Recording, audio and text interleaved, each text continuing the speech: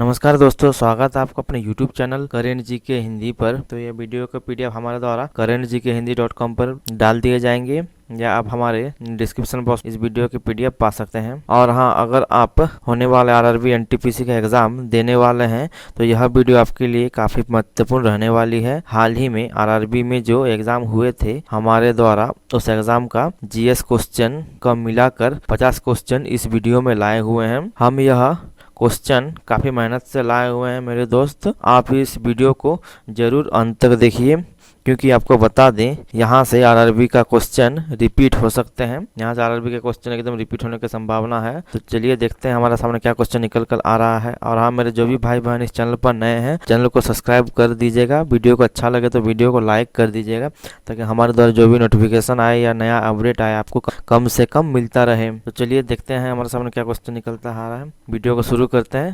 Question है, भारत की पहली महिला शासिका डैश थी। भारत की पहली महिला शासिका कौन थी? तो आपको उत्तर हो जाएगा रजिया सुल्ताना। रजिया सुल्ताना भारत की पहली महिला शासक थी।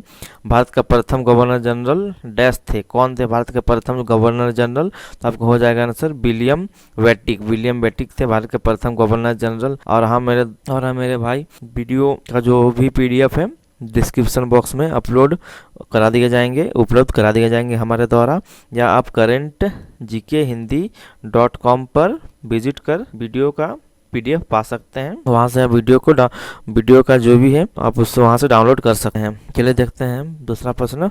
भारत की प्रथम महिला प्रधानमंत्री डैश बनी थी। भारत की प्रथम महिला प्रधानमंत्री कौन बनी थी? तो आपको हो जाएगा आंसर इंदिरा गांधी। इंदिरा गांधी आपके भारत की प्रथम महिला प्रधानमंत्री बनी थी इंडियन नेशनल कांग्रेस के द्वारा। भारत की प्रथम महिला मुख्यमंत्री डैश थी। भारत की प्रथम मुख्यमंत्री कौन थी? महिला मुख्यमंत्री। आपका उत्तर हो जाएगा सुचेता कृपलानी। सुचेता कृपलानी भारत की प्रथम महिला मुख्यमंत्री थी। ये आपकी आई थी उत्तर प्रदेश से द्वारा। ये आपके कांग्रेस से थी, इंडियन नेशनल कांग्रेस की ओर से आई थी। तो आपकी इस महिला मुख्यमंत्री का आपका समय अंतराल चला था 1963 से आपका 1967, 5 साल का इनका अंतराल चला था। आप वीडियो के डिस्क्रिप्शन में PDF में सारे उपलब्ध करा दिए जाएंगे पूरा डिटेल। चलिए देखते हैं अगला प्रश्न। भारत के अंतिम गवर्नर जनरल डैश थे। भारत के अंतिम गवर्नर जनरल कौन थे? तो आपका हो जाएगा आंसर सी राजगोपालाचारी। श्री राजगोपालाचारी हो जाएगा आपका, सी राजगोपालाचारी। ये भी हो जाएगा आपका आंसर में आ सकता है, देख लीजिएगा। आपके जैसे कोई भी RRB NTPC के एग्जाम क्वेश्चन छूटना नहीं चाहिए, GS का या GK का कोई भी। भारत की राष्ट्र पंछी डैश है। तो आपका बहुत आसान क्वेश्चन है, मोर है। भारत के राष्ट्र पक्षी मोर है। चलिए देखते हैं अगला प्रश्न। भारत के पहले उप प्रधानमंत्री थे। भारत के पहले उप प्रधानमंत्री कौन थे? तो आपका हो जाएगा सरदार वल्लभ भाई पटेल। सरदार वल्लभ भाई पटेल भारत के पहले उप प्रधानमंत्री थे। भारत को किस तिथि एक गणराज्य घोषित किया गया था? किस तिथि एक गणराज्य घोषित किया गया था? तो आपका आंसर हो जाएगा 26 जनवरी 1950। 26 जनवरी 1950 को भारत को एक गणराज्य घोषित किया गया था। चलिए देखते हैं अगला प्रश्न। लैन नेटवर्क डैश दूरी तक काम कर सकता है। लैन नेटवर्क कितनी दूरी तक काम कर सकता है? तो आपका आंसर हो जाएगा 2.5 किलोमीटर तक। 2.5 किलोमीटर तक लैन नेटवर्क काम कर सकता है, 2.5 किलोमीटर तक। भारत का राष्ट्रीय फल है। भारत का राष्ट्रीय फल आम है। भारत का राष्ट्रीय फल आम है। बहुत ही बेसिक क्वेश्चन है मेरा भाई बहन। ये वीडियो हम आपका लिए इसीलिए बनाए ताकि आपका रिवीजन हो जाए RRB NTPC एग्जाम से पहले अच्छी तरह से। और कुछ ही दिन बच्चे हैं NTPC एग्जाम को होने के लिए। ये वीडियो आपके लिए काफ़ी महत्वपूर्ण रहने वाली है, आप हमारे साथ अंत तक बने रहें। चलिए देखते हैं अगला प्रश्न। भारत का सर्वोच्च पुरस्कार क्या है? भारत का सर्वोच्च पुरस्कार है आपका भारत रत्न। भारत रत्न है भारत का सर्वोच्च पुरस्कार। भारत का राष्ट्र पशु है। भारत का राष्ट्र पशु क्या है? भारत का राष्ट्र पशु आपका है बाघ। बाघ है आपका भारत का राष्ट्र पशु, ठीक है। चलिए अगला प्रश्न। भारत का संविधान कब अंगीकार किया गया था? भारत का संविधान कब अंगीकार किया गया था? तो आपका आंसर हो जाएगा 26 नवंबर 1949। 26 नवंबर 1949 का भारत का संविधान अंगीकार किया गया था, मतलब संविधान को भारत में लागू कर दिया गया था 1949, 26 नवंबर 1949 से। भारत की पहला महिला कैबिनेट मंत्री डैश थी। भारत की पहला महिला कैबिनेट मंत्री कौन थी? तो राजकुमारी अमृत कौर थी भारत की पहली कैबिनेट मंत्री। चलिए देखते हैं अगला प्रश्न। स्त्रियों में रजोनिवृत्ति के पश्चात किस हार्मोन को उत्पादन समाप्त हो जाता है? रजोनिवृत्ति के पश्चात किस हार्मोन को उत्पादन समाप्त हो जाता है? तो आपका आंसर बताइए, लिखा है आंसर आपका है एस्ट्रोजन। एस्ट्रोजन आपका आंसर हो जाएगा एस्ट्रोजन। एस्ट्रोजन उत्पाद समाप्त हो जाता है। भारत की पहली महिला राज्यपाल कौन थी? भारत की पहली महिला राज्यपाल थी सरोजिनी नायडू। भारत की पहली महिला राज्यपाल थी सरोजिनी नायडू। चलिए देखते हैं अगला प्रश्न। शरीर के अंदर लोह की कमी से उत्पन्न होने वाला डैश रोग है? क्या रोग है? रक्तहीनता। रक्तहीनता है आपका शरीर की लोह की कमी से उत्पन्न होने वाला रोग रक्तहीनता, जिसमें आपका रक्त की कमी आ जाएगा, रक्त का नया प्रक्रियन शुरू नहीं होगा। चलिए देखते हैं दूसरा अगला प्रश्न। साधारण मानव में कितने गुणसूत्र होते हैं? साधारण मानव में 46 गुणसूत्र होते हैं। 46 गुणसूत्र होते हैं। चलिए देखते हैं अगला प्रश्न। भारत का राष्ट्रीय चिन्ह कहाँ से लिया गया है? बताइए फ्रेंड, बहुत ही आसान और बहुत ही बेसिक क्वेश्चन है। ये आंसर आपको एकदम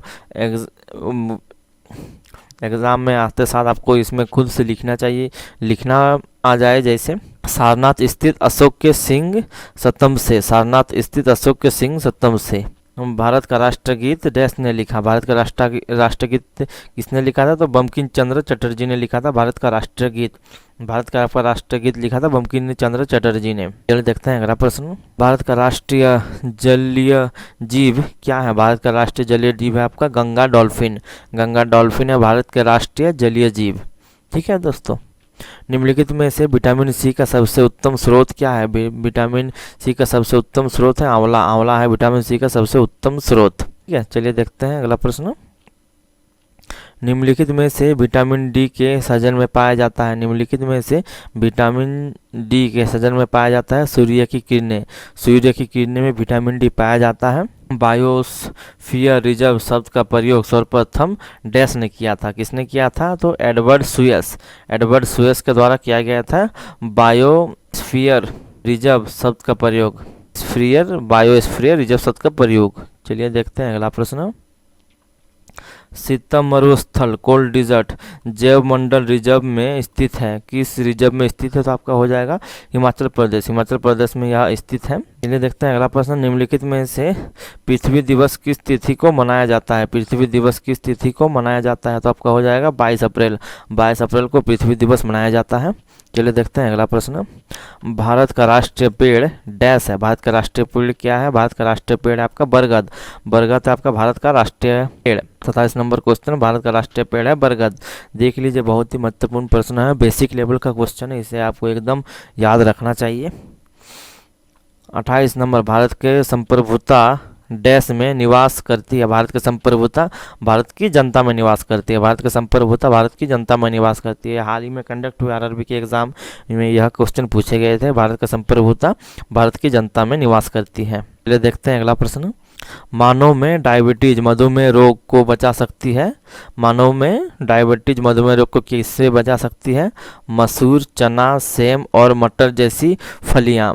ये फलियां जो है आपका ये मधुमेह रोग को बचा सकती है। देखिए, बहुत ही बेसिक लेवल का क्वेश्चन है, इसे आपको एकदम जानना चाहिए। मसूर, चना, सेम और मटर जैसी फलियां, ये आपका सेव हो जाएगा। सेव फल मधुमेह रोग को बचा सकती है।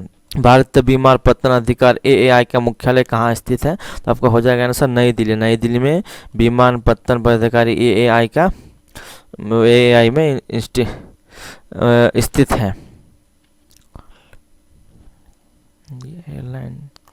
ऑल इंडिया एयरलाइन इंस्टीट्यूशन नई दिल्ली में स्थित है। चलिए देखते हैं अगला प्रश्न। भारत का राष्ट्रीय पुष्प डैश है? भारत का राष्ट्रीय पुष्प क्या है? आपका हो जाएगा कमल। कमल है आपका भारत का राष्ट्रीय पुष्प। 31 नंबर क्वेश्चन। आपका 32 नंबर। लाइकेंस सबसे अच्छे सूचक किसके हैं? लाइकेंस सबसे अच्छे सूचक किसके हैं? तो आपका होगा कार्बन मोनोऑक्साइड एवं बेंजीन वायु प्रदूषण के। कार्बन मोनोऑक्साइड एवं बेंजीन वायु प्रदूषण के हैं लाइसेंस सबसे अच्छे सूचक। चलिए देखते हैं अगला प्रश्न।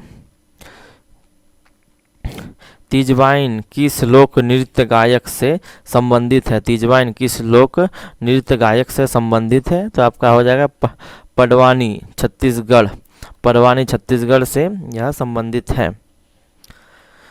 सरिस्का बांध अभयारण्य सरिस्का बांध अभयारण्य डैश में है, कहाँ है ये? अलवर राजस्थान, अलवर राजस्थान में है सरिस्का बांध अभयारण्य। ये बांध ब्रिटिश के ज़माने में बना हुआ है, इसीलिए यह बेसिक लेवल क्वेश्चन है। यह बांध बहुत ही पहले बना हुआ है, आपका करीब 1800 और 1700 के बीच यह बांध का निर्माण हुआ था।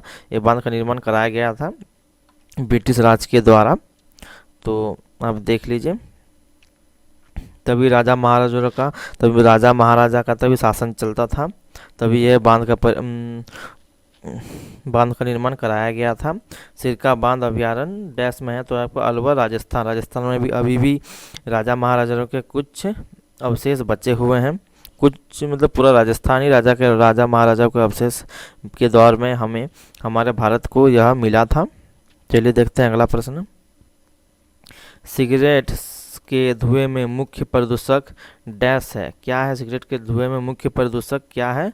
लैक्टिक अम्ल। लैक्टिक अम्ल सिगरेट के धुएं के मुख्य प्रदूषण के कारण होते हैं, लैक्टिक अम्ल। गायत्री मंत्र ऋग्वेद के डैश मंडल में वर्णित है, ऋग्वेद के किस मंडल में वर्णित है? यह एंथ्रोपोजेनिक के वर्णित है, मंडल में वर्णित है, एंथ्रोपोजेनिक मंडल में वर्णित है। ग्रीन हाउस प्रभाव उत्पन्न करने वाली गैस है, ग्रीन हाउस प्रभाव उत्पन्न करने वाली गैस है आपका जलवाष्प, कार्बन डाइऑक्साइड, मीथेन, ओजोन। जलवाष्प, कार्बन डाइऑक्साइड, मीथेन और ओजोन ग्रीन हाउस प्रभाव उत्पन्न करने वाले गैस है। भारत का राष्ट्रगीत डैश है, भारत का राष्ट्रगीत है आपका वंदे मातरम, भारत का राष्ट्रगीत है वंदे मातरम। चलिए, पहली पीढ़ी के पहले कंप्यूटर का क्या नाम है? पहली पीढ़ी के पहले कंप्यूटर का नाम डैश था, बताइए। ENIAC, इसका फुल फॉर्म आप हमारे कमेंट सेक्शन पर, डिस्क्रिप्शन पर, कमेंट सेक्शन पर कमेंट कर दीजिए। ENIAC ये आपके हो गए होमवर्क। ENIAC के फुल फॉर्म हमारे कमेंट सेक्शन में आप कमेंट कर दीजिए। पहली पीढ़ी के कंप्यूटर का नाम ENIAC, इनका फुल फॉर्म आप हमारे कमेंट सेक्शन में कमेंट कर दीजिए। चलिए देखते हैं अगला प्रश्न। किस पर्यावरण में जैव द्रव्यमान का वार्षिक उत्पादन न्यूनतम होता है? किस पर्यावरण में जैव द्रव्यमान का वार्षिक उत्पादन न्यूनतम होता है? तो आपका हो जाएगा गहरे सागर में। गहरे सागर में जैव द्रव्यमान का वार्षिक उत्पादन न्यूनतम होता है, बहुत ही कम होता है। चलिए देखते हैं अगला प्रश्न। फूलों की घाटी कहाँ अवस्थित है? फूलों की घाटी कहाँ स्थित है? तो आपका हो जाएगा भारत उत्तराखंड में फूलों की घाटी स्थित है। ये आपको बहुत ही पुराना फूलों की घाटी है, आपके क्वेश्चन प्राय RRB या SSC में आते हैं। उत्तराखंड में फूलों की घाटी स्थित है। चलिए देखते हैं अगला प्रश्न। चट्टानों को काटकर महाबलीपुरम का मंदिर किसके द्वारा बनवाया गया था? किसके द्वारा बनाया गया था चट्टानों को काटकर महाबलीपुरम का मंदिर? तो आपका हो जाएगा पल्लवों द्वारा यह बनाया गया था। पल्लवों शासन के द्वारा यह महाबलीपुरम मंदिर चट्टानों को काटकर बनवाया गया था। चलिए देखते हैं अगला प्रश्न। वह कौन से 3 राजनीतिक थे जिन्होंने गुटनिरपेक्ष आंदोलन को मूर्त रूप दिया? कौन से 3 राजनीतिकार थे जिन्होंने गुटनिरपेक्ष आंदोलन को मूर्तिकार दिया? नासिर, टिटो और नेहरू, जवाहरलाल नेहरू। यह 3 राजनीतिकार के द्वारा गुटनिरपेक्ष आंदोलन को मूर्त रूप दिया। चलिए देखते हैं अगला प्रश्न। ब्राजील में प्रकाशित योर आन वैश्विक संपादन में किस बात के लिए निर्मित है? यह किस बात के लिए निर्मित है? ब्राजील में प्रकाशित योर आन वैश्विक संदर्भ में किस बात के लिए निर्मित है? तो आपको उत्तर जब विश्व का सबसे छोटा अखबार, विश्व का सबसे छोटा अखबार देख लीजिए। बहुत ही बेसिक लेवल, बहुत ही निम्न लेवल का क्वेश्चन है यह। विश्व का सबसे छोटा अखबार योर आन विश्व संदर्भ, योर आन है विश्व के सबसे छोटे अखबार। चलिए देखते हैं अगला प्रश्न। ऑपरेटिंग सिस्टम किस किस्म के सॉफ्टवेयर है? किस किस्म के सॉफ्टवेयर है ऑपरेटिंग सिस्टम? ये आपके हो जाएगा सिस्टम सॉफ्टवेयर। ये सिस्टम सॉफ्टवेयर जो आपका PC, लैपटॉप, इलेक्ट्रॉनिक्स किसी चीज़ में अभी जो यूज हो रहे हैं, ये आपका ऑपरेटिंग सिस्टम के सॉफ्टवेयर हैं। PC, लैपटॉप और कोई भी इलेक्ट्रॉनिक्स उपकरण में अभी इसे प्रयोग किया जा रहा है सॉफ्टवेयर के तौर पर। चलिए देखते हैं अगला प्रश्न। वंश के योग से राजधानी भाषा का जो साहित्य रूप बना उसे क्या कहा जाता है? वंश के योग से राजधानी भाषा का जो साहित्य रूप बना उसे क्या कहा जाता है? तो उसे कहा जाता है आपका डिंगल भाषा। डिंगल भाषा कहा जाता है, डिंगल भाषा। चलिए देखते हैं अर्थशास्त्र का लेखक किसके समकालीन था? अर्थशास्त्र का लेखक किसके समकालीन? तो आपका हो जाएगा चंद्रगुप्त मौर्य। चंद्रगुप्त मौर्य के समकालीन था अर्थशास्त्र के लेखक। चलिए देखते हैं दूसरा क्वेश्चन। प्राचीन भारत का कौन सा शासक था जिसने अपने अंतिम दिनों में जैन धर्म को अपना लिया था? तो ये कौन सा शासन था? चंद्रगुप्त मौर्य ने जैन धर्म को अपना लिया था। देखिए बहुत ही महत्वपूर्ण क्वेश्चन, ये हमारे द्वारा 8 या 9 क्लास में आंसर को पढ़े हुए थे, क्वेश्चन को पढ़े हुए थे। प्राचीन भारत में जिसने अपना अंतिम दिनों को जैन धर्म को अपना लिया था वो है आपका चंद्रगुप्त मौर्य के द्वारा जैन धर्म को अपना गया था अंतिम दिनों में।